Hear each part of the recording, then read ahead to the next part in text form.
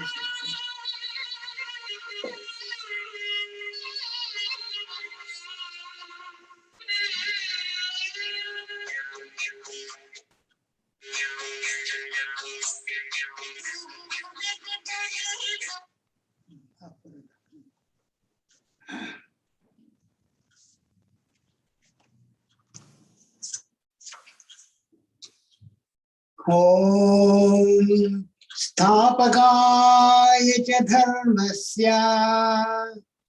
सर्वधर्मस्वरूपिणे अवतार वरिष्ठाय रामकृष्णाय ते नमः। वसुदेवसुतं देवं कंसचाणूरमर्दनं देवकी परमानन्दं कृष्णं वन्दे जगद्गुरुम्। Third chapter. We will start with the chanting. First I should chant and all of you kindly repeat. Hope all of you are keeping a copy of the Bhagavad Gita with you.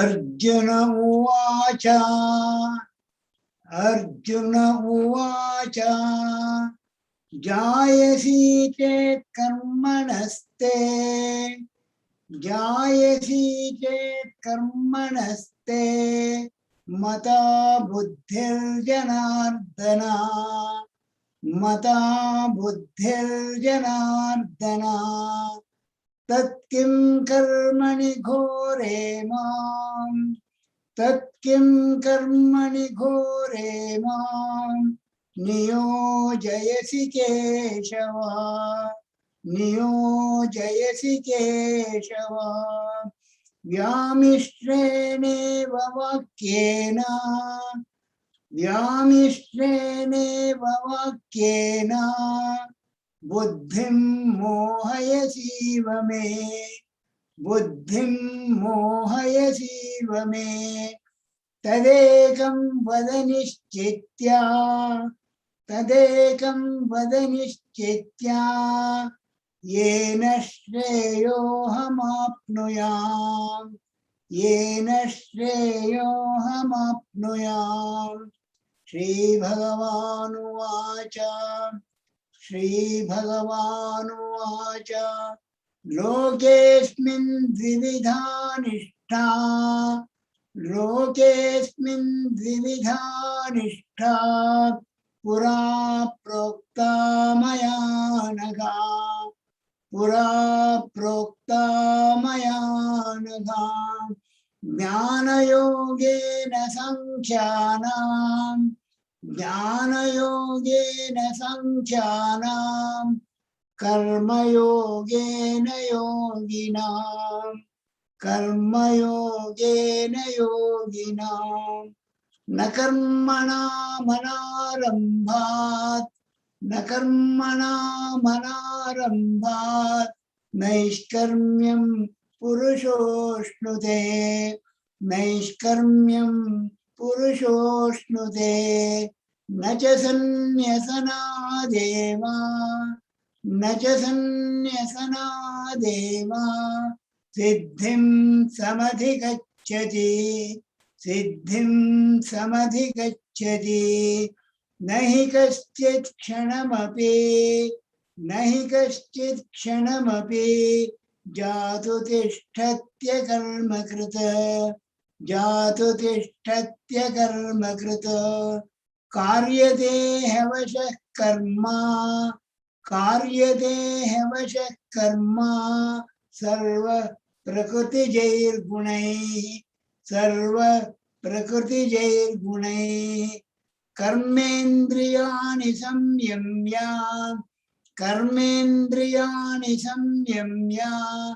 य आस्ते मनसा स्मरन्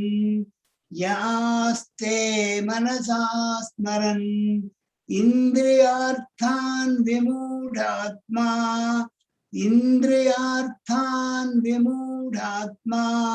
मिथ्याचारः स उच्यते. That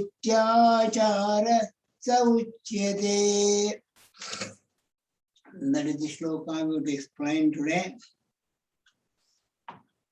To recollect what you have done already, the third chapter starts with the question of Arjuna. There he asks Lord Krishna that you have spoken in the second chapter about Jnana Yoga and Karma Yoga.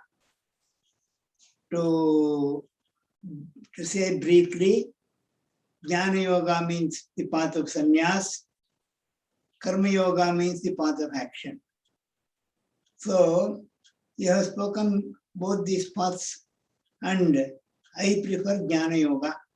That is, Arjuna is telling, I want to renounce everything and go to the forest, then take it to meditation.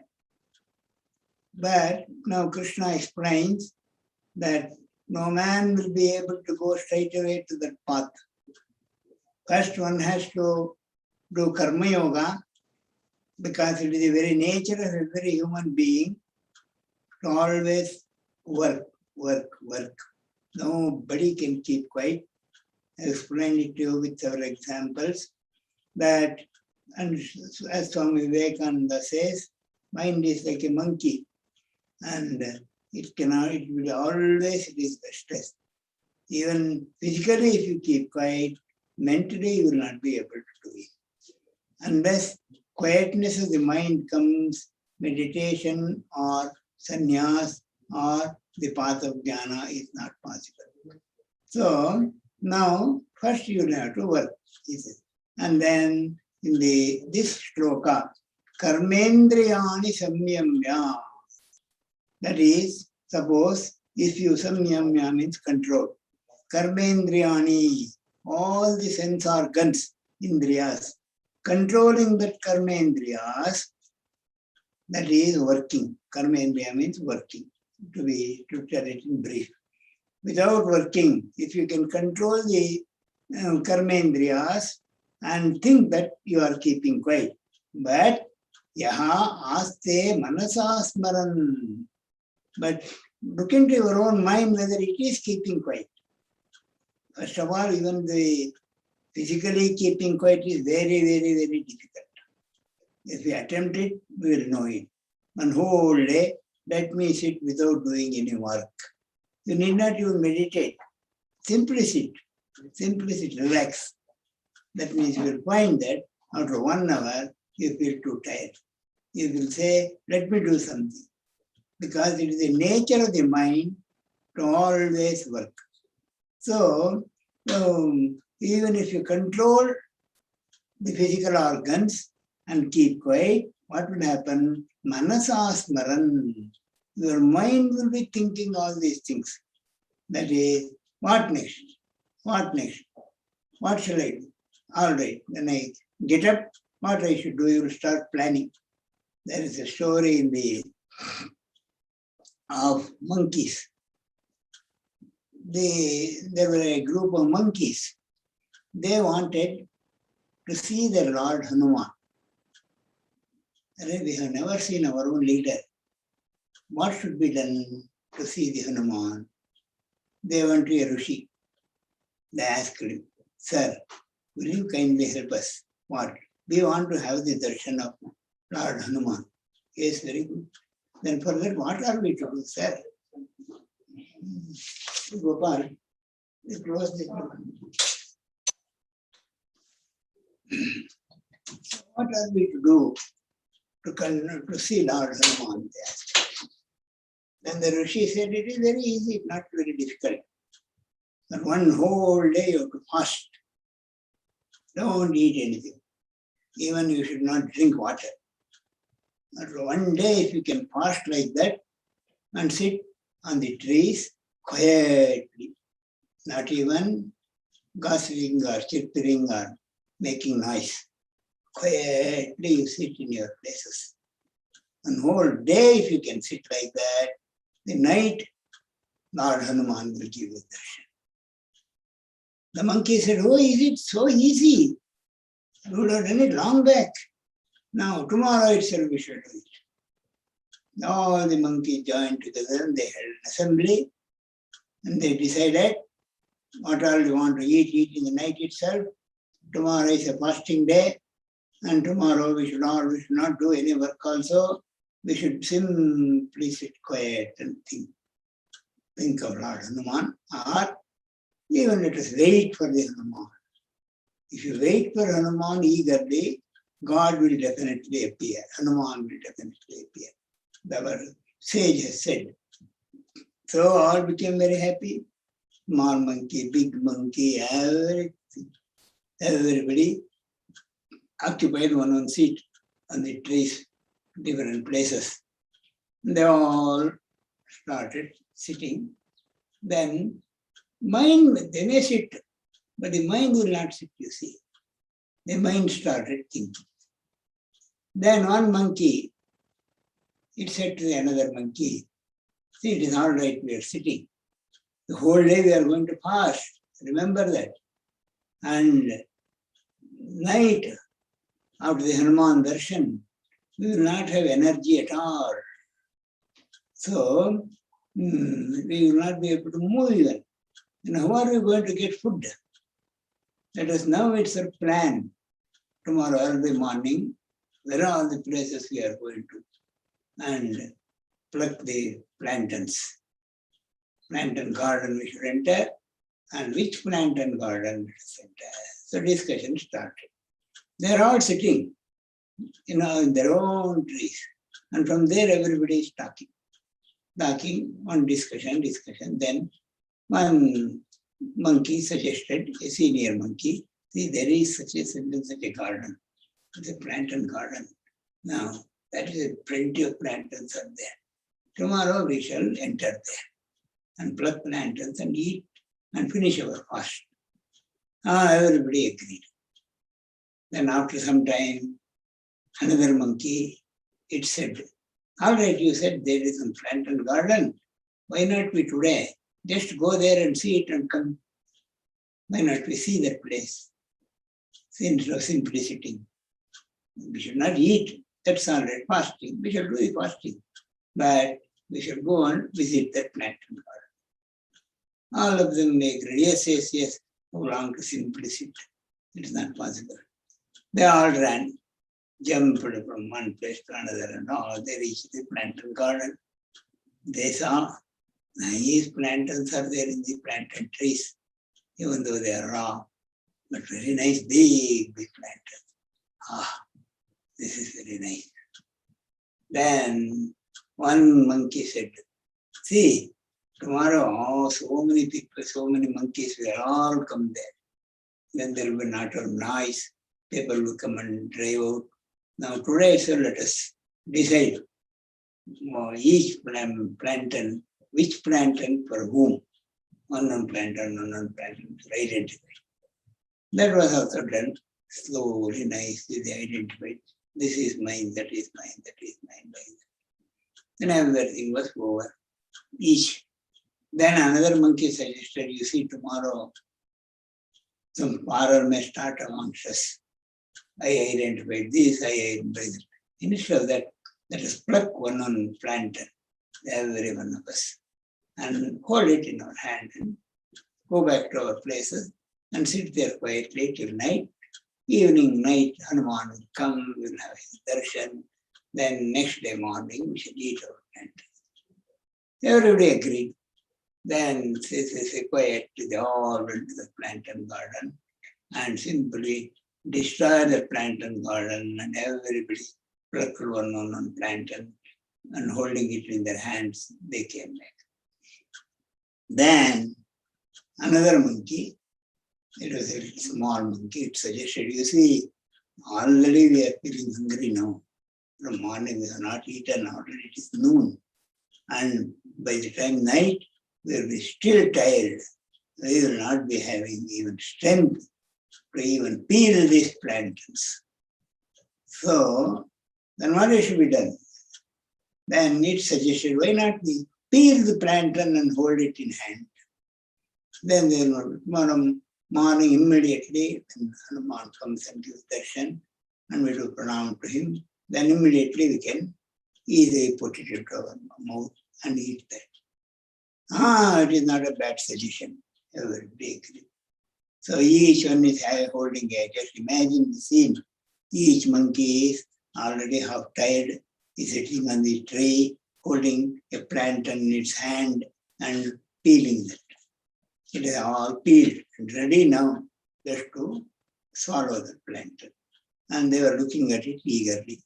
Naturally, desire, when you are hungry, and a plantain is in front of you, how much you will feel like eating. But still they control, no, before Hanuman darshan we cannot eat it. Then, so what is not happened? It is the jungle, you see. Lot of flies. Flies started coming and sitting on the plantain. Now they got another job, driving out the flies. In a number of times they drive out, again they come and sit, again they come and sit. Then they feel disgusted. Then they said, what is to be done now? Then there was a very small monkey. That's it, I have got a plan. What is it? What only we should not eat, isn't it? It doesn't matter. What we should do is, let us put it into our mouth and keep it on our tongue and close our mouth so that flies cannot enter. And let us keep it in our mouth in the night. Then after Hanuman's darshan, we shall simply swallow it. Then all the, it is not a bad idea. Instead of driving out this flies, let it be in our mouth. They, each one peeled out the plantain and then put it in its mouth.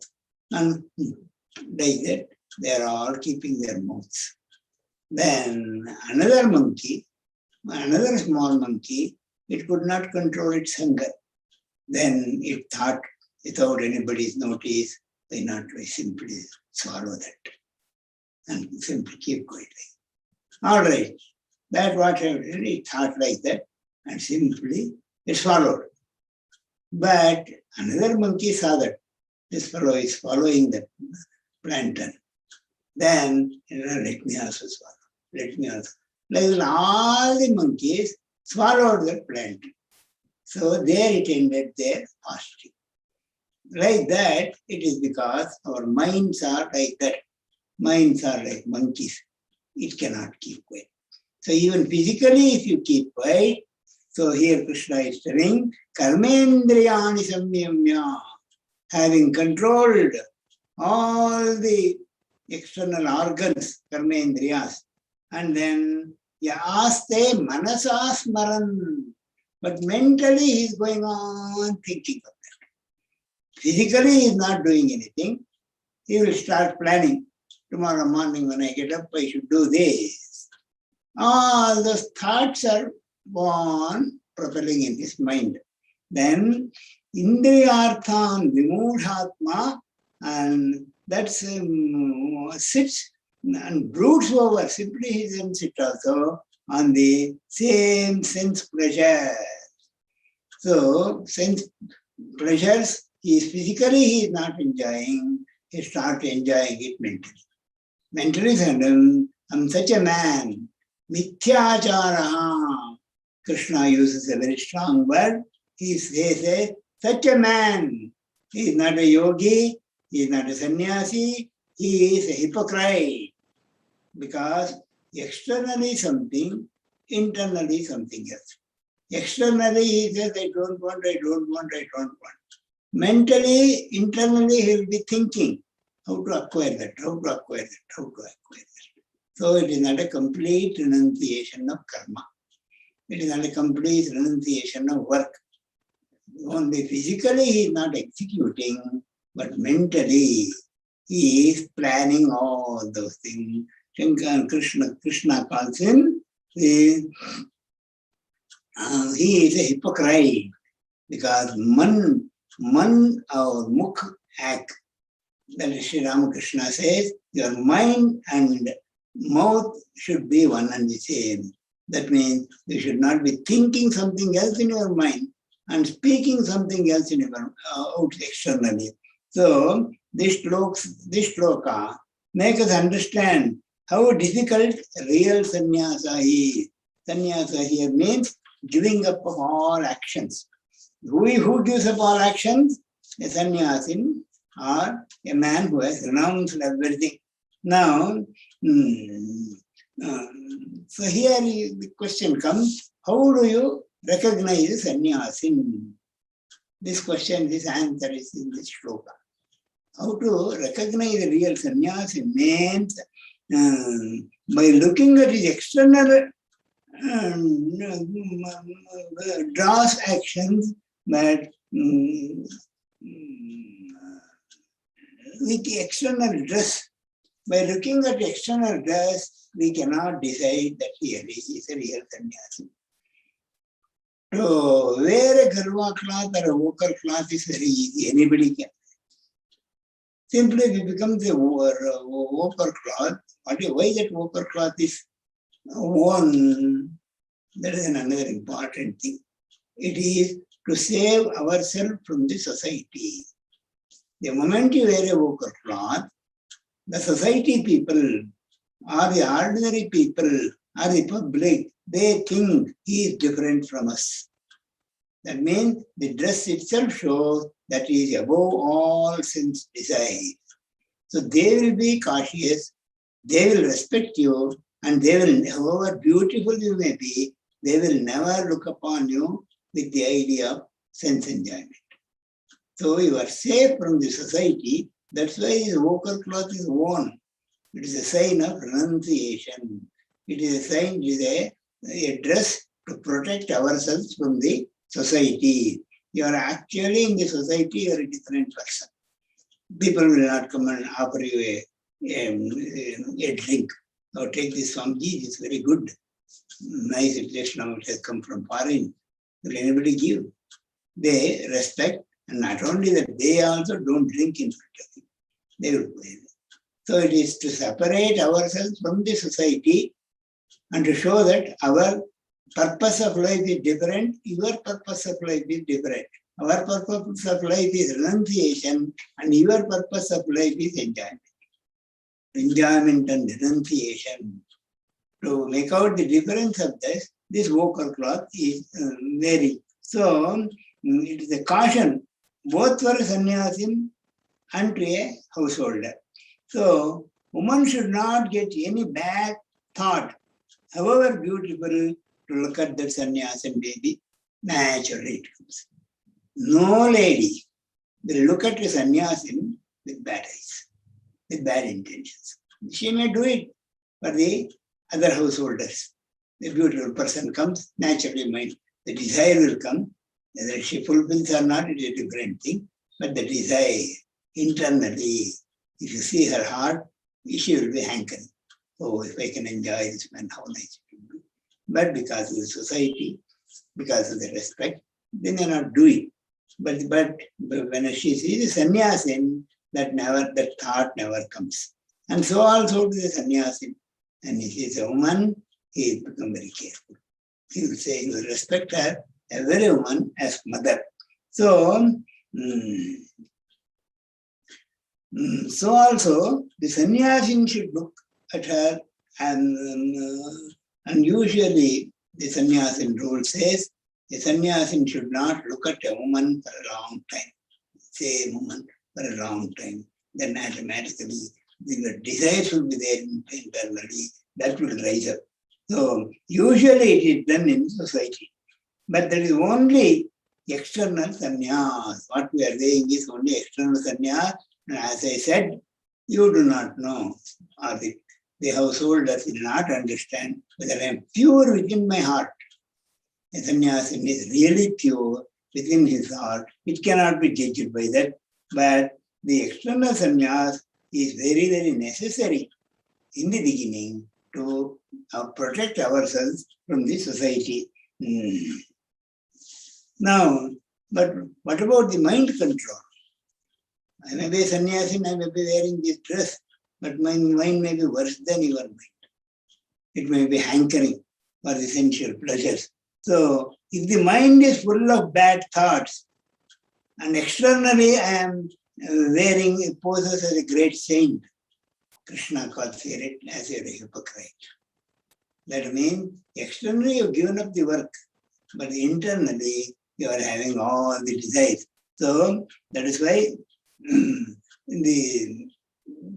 even this Garva wearing, the Ramakrishna mission, if you come and see, you will see it will take 10 years for a brahmachari, whom we call him as a brahmachari before attaining sannyas, to give this Garva cloth, that one has to remain for 10 years and to wait. And 10 years, so many monks, so many heads, and so many sannyasins, they will be watching you.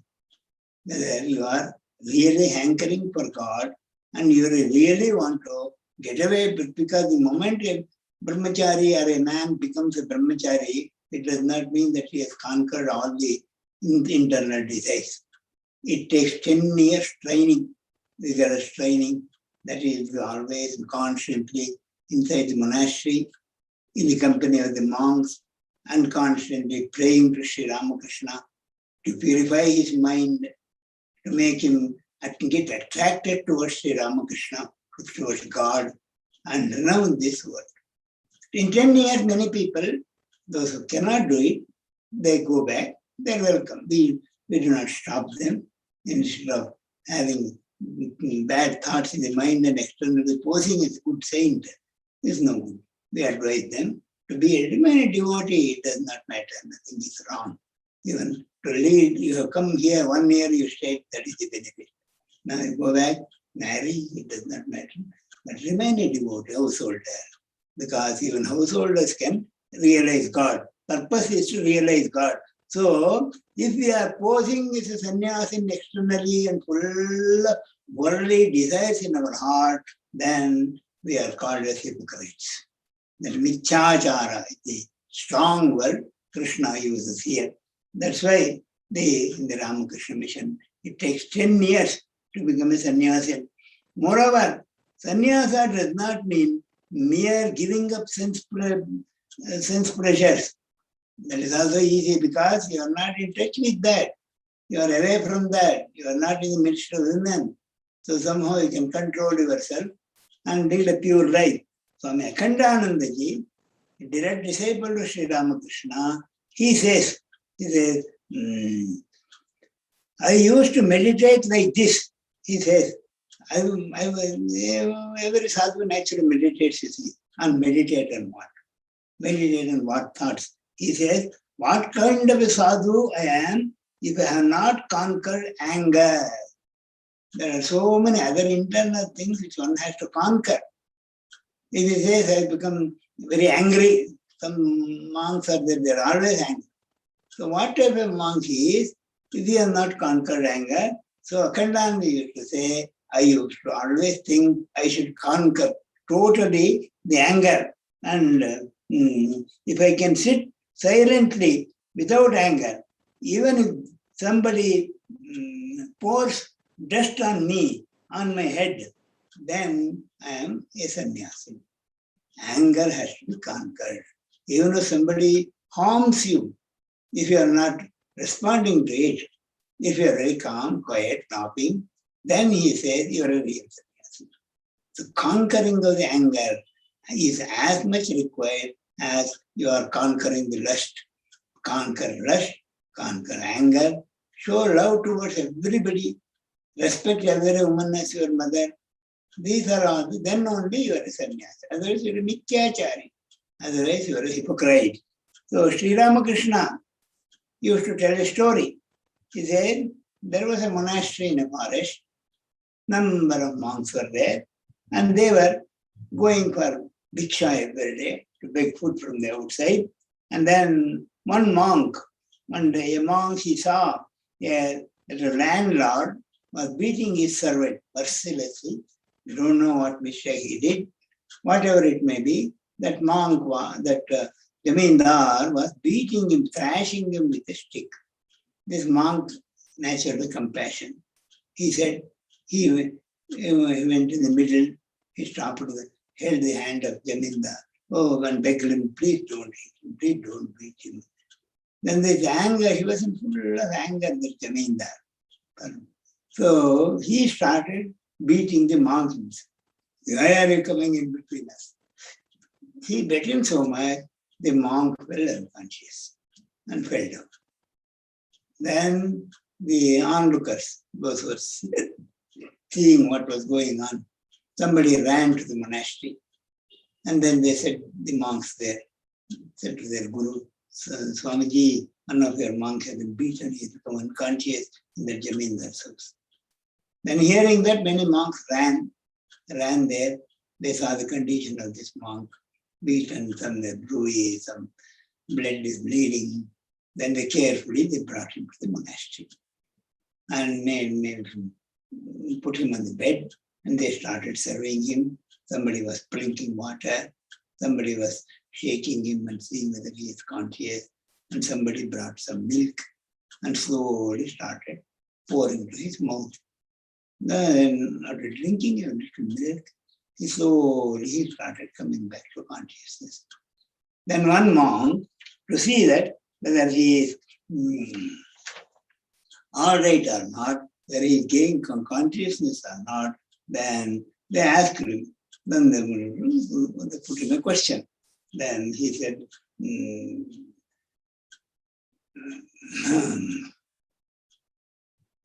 look, can you recognize who is giving you milk? I'm your friend. Are you able to recognize me? Because he wanted to know whether he has come back fully to consciousness or whether he has lost memory. So he asked him, then are you able to recognize me? Then he replied very slowly with a voice. He said, oh, yes. He who begged me, he is giving me milk. He did not make difference between the Jamindar and this monk. He said, he who begged me in the house, now he is pouring me milk in my mouth. That means he was not at all angry. He had completely conquered anger.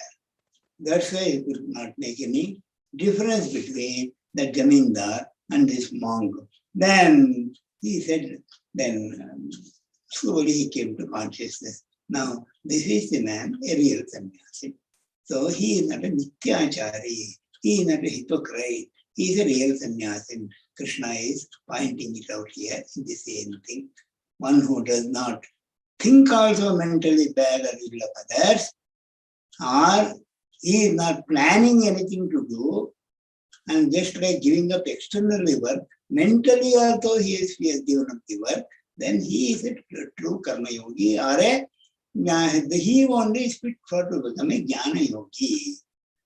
Till then, you have to practice karma yoga by doing action repeatedly, keeping in mind that I am doing this to please God and not for my selfish purpose. And Sri Ramakrishna tells another interesting story to make this point more clearly mind. He says there were two friends, both of them are householders. They were very good friends. Every day evening they used to go for a walk. One day when they were going like that, on the way they saw a temple and there is a big loudspeaker outside and Bhagavata Katha was going on inside.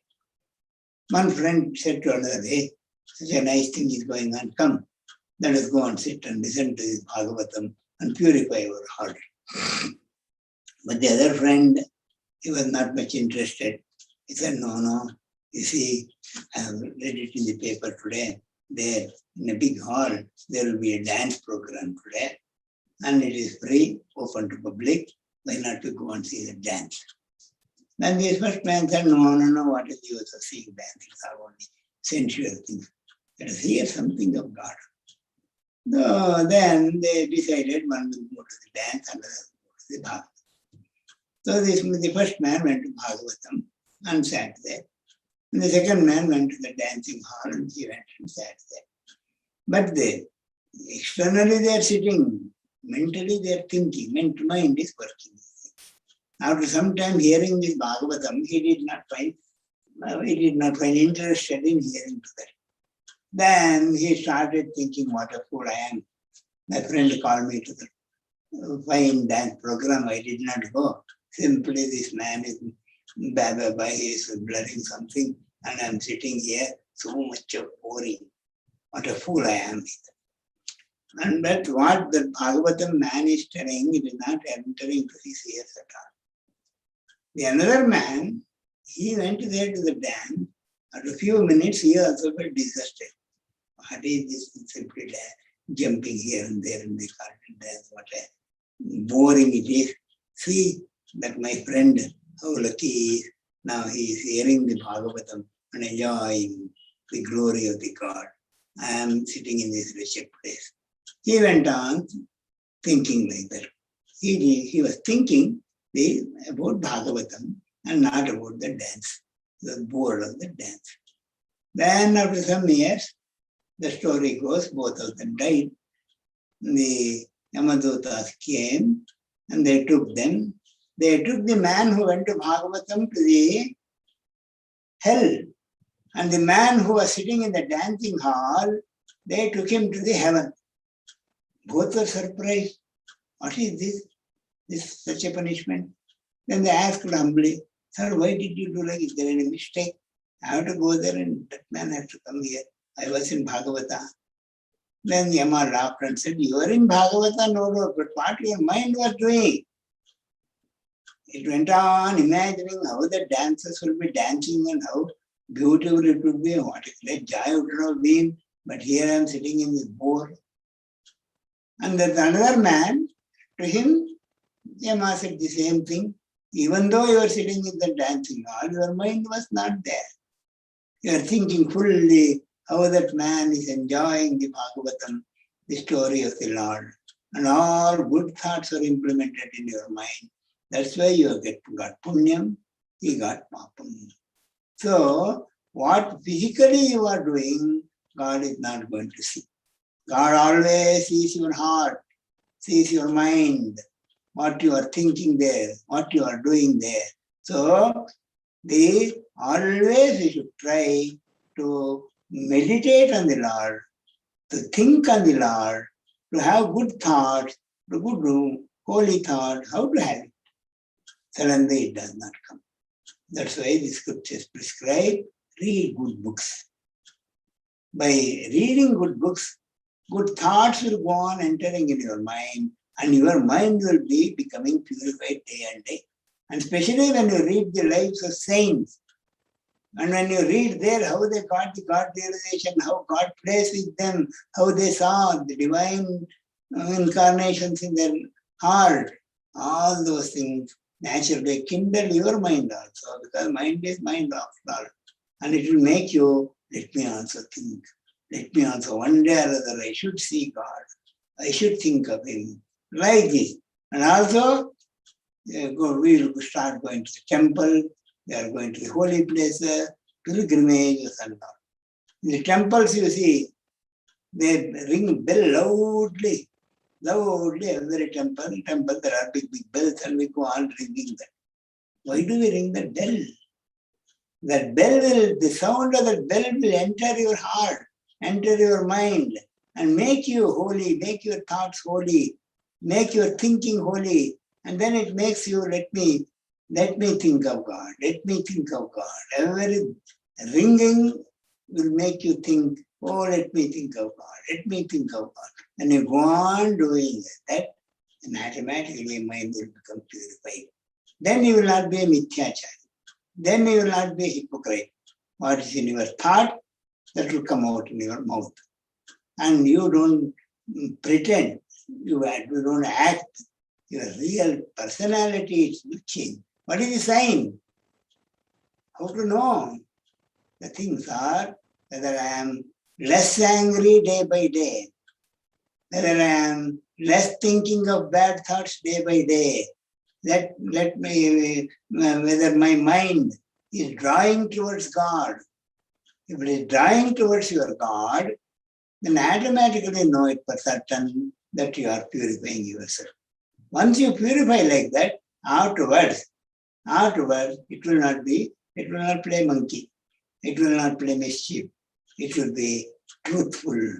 It will be really happiness. Even if you go to a bad place, you feel like running away from that. You think, in what the hell I am. So these things, by observing the external nature of a person, we can gauge their minds, whether he's a good person or a bad person, whether they really worthy of having friendship with him. So, parasparam bhavayantaha, Krishna tells in another place. Then two devotees meet together, they should be kathayantascha mam nityam. Then you talk about my glory, about my story, about my advices, my upadesham. When all Krishna tells, whenever devotees meet, each should talk glorifying the Lord and about the incidents of the lives of the great characters, great saints. If you do start go on with them, then you will not like the bad company at all. You will never go to the bad company side at all. That is the sign of purifying the mind. Then you will not be a mithyachari, you will not be a hypocrite, you will be a good devotee, real devotee. Then you will be fit for God realization. So Krishna is telling here, in the beginning, all of a sudden, you cannot renounce the work. So you have to work. What type of work? Work with benefit others. Swami Vivekananda started this Ramakrishna mission only with that idea. The monks will not be able to meditate 24 hours. Let them work for the society. That every monk does not get a monthly salary on the 31st of every month. He whole month he works. For whom? For the benefit of the others, for the benefit of the poor, for the benefit of the devotees. And at the same time, he will be reading scriptures. He will read a lot of scriptures. Why? To tell what is in the scripture to the other devotees, to the other good people. So when people come, the sannyasi will talk only of God and God. By that, his mind is purified, the devotees' minds are also purified. So then, mind and the work become one and the same. So then afterwards, if he likes, he can work. If he does not like, he can give up the work. Then he is fit to give up the work. So karma yoga will come through karma, and karma yoga will lead to jnana yoga. Then you will find joy only thinking of God, or meditation, or reading of the scriptures. Your mind will be dwelling in high thoughts. To make that, we have to work now. So Krishna also is telling here, if you are working like that, then you are really, you are not a mithyachari, you are a real person. So that is possible only through karma, through doing work. Then we have to reach to the state of worklessness. When you reach the state of worklessness, then automatically what remains is jnana. Then meditation on the Lord, thinking of the Lord, discrimination, and understanding the ephemerality of the world, and you will be able to give it up. Whether you are in home or whether you are in the monastery, one and both are one and the same. Both of you do not have any attachment to this one another. I was surprised. There are people. It is the karma, or it is the good intention or good karma of the past lives.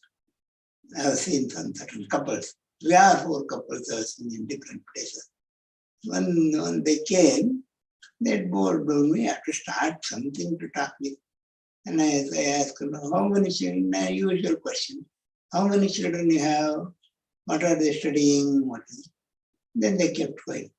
Then, I understood. Probably they don't have children. Why you don't have children? I said, yes, Swamiji. Then slowly that lady said, Swamiji, we are the devotees of Sri Ramakrishna. We read Gospel thoroughly and continue to read every day. And the day when we married, fortunately both are Ramakrishna devotees. And the day we married, we thought, we decided, and we said to ourselves that why not we lead a pure life like Sri Ramakrishna and Sharada. So we had, now it is nearly 8 or 10 years over. Not a single day we had any relationship between us. We are living like brother and sister. I was just shocked to hear that. What a great, this is the real renunciation. Living in the world, but at the same time, living the life of sannyasi. I said, you are really blessed, probably more blessed than me, than Sri Ramakrishna gave you darshan. And they were looking at each other and they were smiling. That means probably they all already had visions of Sri Ramakrishna. How blessed they must be, see. So these are all the ways. Number of such incidents will be there. Maybe householders they are. Still they are greater than sannyasis. We are sannyasis, but still we are having a lot of bondages. So the Sri Ramakrishna is warning us here. A great warning and a very strong word he uses. You pose yourself externally as a saint or a great man, and internally it is full of bad thoughts. Know it for certain you are a hypocrite. Mithyachara, very strong word in Sanskrit. So mithya means false. Achara means conduct. False conduct if we have this. So we should be very careful. We are all devotees of Sri Ramakrishna. Let us pray to him to make our mind and also walk on the world sane. So let us lead a pure life as much as possible and pray to him to take us more and more towards him. That is most important. That is what Krishna throughout the Bhagavad Gita would speak of that. Have devotion to me, have devotion to me. What is he going to gain? It is for our benefit, Krishna says. So here the first step in spiritual life is to continue to work, desire less, and also to work with what externally and internally with the same thought. With a purified mind, we should work. This is what Krishna tells in this shloka. Let us remember the word mithyachara. Mithyachara means hypocrite. Let us not be hypocrites. Let us have devotion to the holy feet of the Lord and make our life blessed. Om Shanti Shanti Shanti Hari Om Tat Sat Shri Ramakrishna Arpanamastu.